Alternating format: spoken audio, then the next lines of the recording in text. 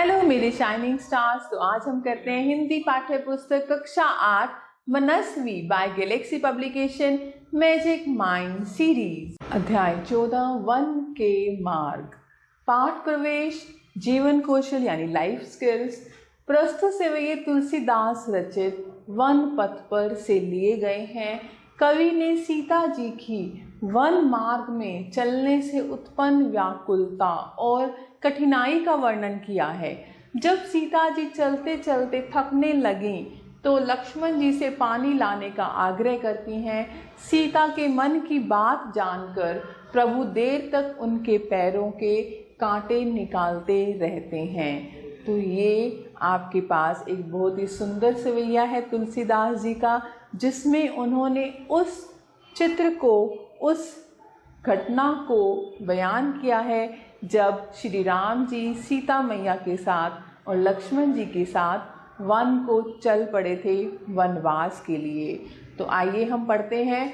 पुरते निकसी रघुवीर बधु, धरी धीर दय मग में डग द्वे। पुर यानी नगर से निकल कर, पुर यानी नगर से निकल कर रघुवीर वधु यानी रघुवीर जी की वधु यानी श्री राम जी की वधु यानी सीता मैया, नगर से निकलकर सीता माता धरी धीर धैर्य धारण करते हुए धीरे से दय मग में डग द्वे, 2-4 कदम चलती हैं। झलकी भरी भाल कनी जल की, सीता माता एक राजकुमारी की तरह रही थी।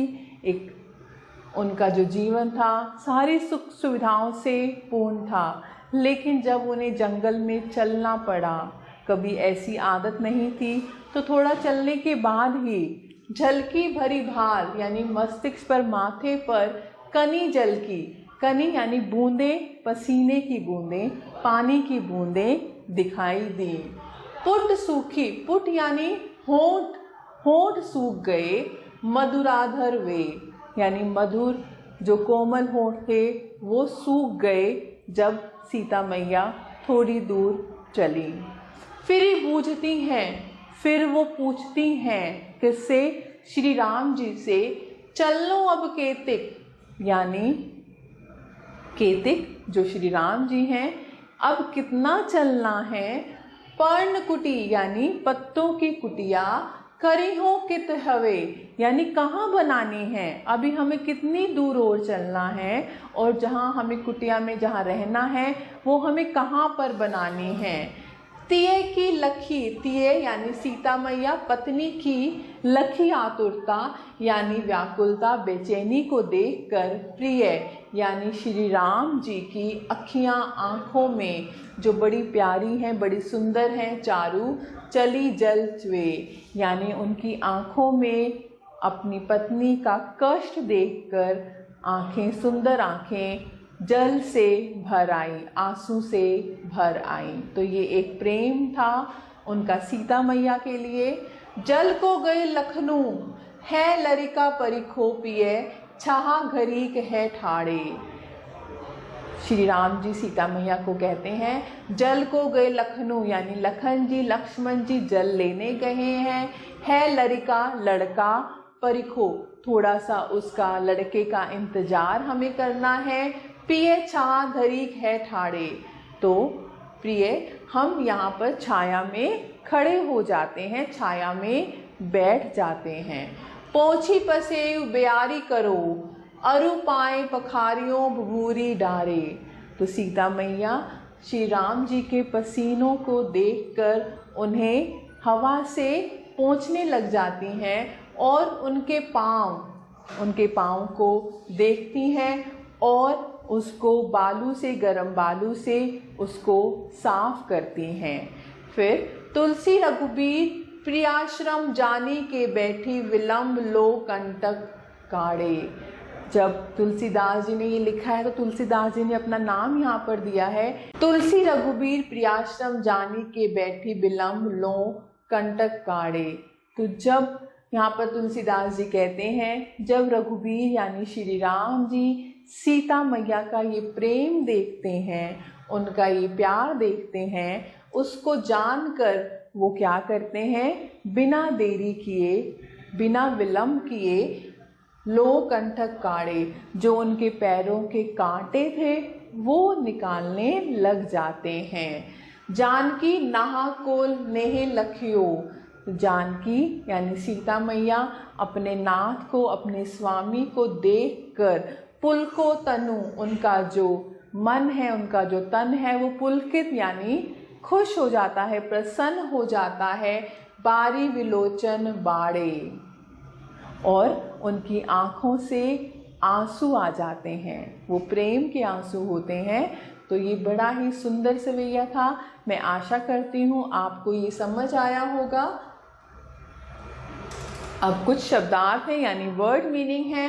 पुर नगर निकसी निकली, धरी धीर धैर्य धारण करके, भरी भाल मस्तिष्क पर, प्रिय प्यारी, चारु सुंदर, लरिका बालक, घरीक एक घड़ी, थोड़ी देर, कंटक कांटे, नेह प्रेम, लख्यो देखो, बिलोचन आँखें। तो प्यारे बच्चों, ये अभ्यास है, आप कर सकते हैं। पाठ से मौखिक निम्नलिखित प्रश्नों के उत्तर दीजिए। प्रस्तुत सवैये किसके द्वारा रचित हैं? तुलसीदास जी द्वारा। जल लेने कौन गए? लक्ष्मण जी। अब सही विकल्प पर सही निशान लगाइए। पुरते निकसी, रघुवीर वधु, श्याम वधु और दोनों या इनमें से कोई नहीं। तो नगर से कौन निकली? रघुवीर वधु, श्री राम जी की वधु। वहाँ को ने लखियो, वहाँ को ने लखियो, पार्वती, जानकी, लक्ष्मी, सरस्वती, जानकी। तो निम्नलिखित पंक्तियां पूरी कीजिए, ये आप कर सकते हैं।